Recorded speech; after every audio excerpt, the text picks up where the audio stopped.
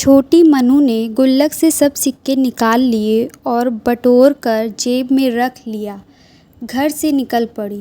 पास में ही केमिस्ट की दुकान थी। उसके जीने वह धीरे धीरे चढ़ गई। डॉक्टर के सामने जाकर खड़ी हो गई और बोलने लगी, पर छोटी सी मनु पर किसी का भी ध्यान नहीं गया और ना ही उसकी आवाज़ किसी को भी सुनाई दे रही थी।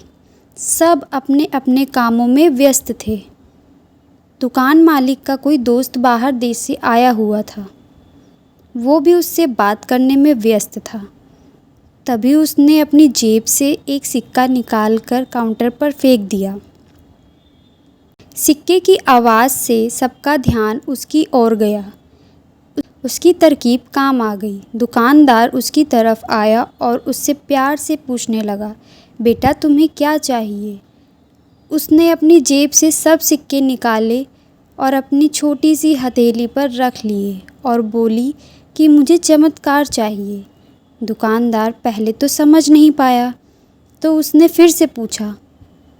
वो बच्ची फिर से बोली कि मुझे चमत्कार चाहिए। दुकानदार हैरान होकर बोला, बेटा यहाँ दवाई मिलती है, चमत्कार नहीं मिलता। वो बच्ची बोली, अगर यहाँ दवाई मिलती है तो चमत्कार भी आपके यहाँ ही मिलना चाहिए। दुकानदार बोला, बेटा लेकिन आपसे ये किसने कहा कि यहाँ चमत्कार मिलता है? अब उस बच्ची ने विस्तार से बताना शुरू किया। अपनी तोतली ज़बान से वह बच्ची बोलने लगी, मेरे भैया के सर में ट्यूमर हो गया है। पापा ने मम्मी को बताया है कि डॉक्टर 4 लाख रुपए बता रहे थे। अगर समय पर इलाज ना हुआ तो कोई चमत्कार ही उसे बचा सकता है और कोई संभावना नहीं है। वो रोते हुए माँ से कह रहे थे, अपने पास कुछ बेचने को भी नहीं है, ना कोई ज़मीन जायदाद है, ना ही गहने हैं। सब इलाज में पहले ही खर्च हो गए।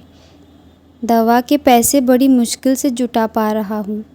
वो मालिक का दोस्त उसके पास आकर बैठ गया और प्यार से पूछने लगा, अच्छा कितने पैसे लाई हो तुम चमत्कार खरीदने को?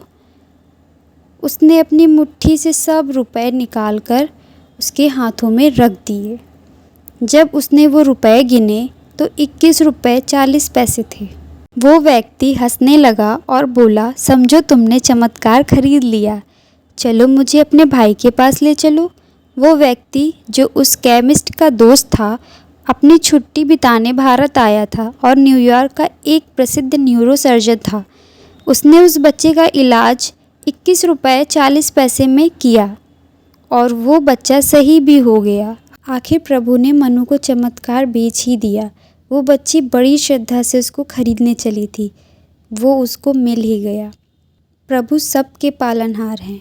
उनकी मदद ऐसे ही चमत्कार के रूप में मिलती रहती है। बस आवश्यकता है तो सिर्फ सच्ची श्रद्धा की, क्योंकि परमात्मा संसार के कण कण में है। ऐसे ही इंटरेस्टिंग कहानियों के लिए चैनल को सब्सक्राइब करें।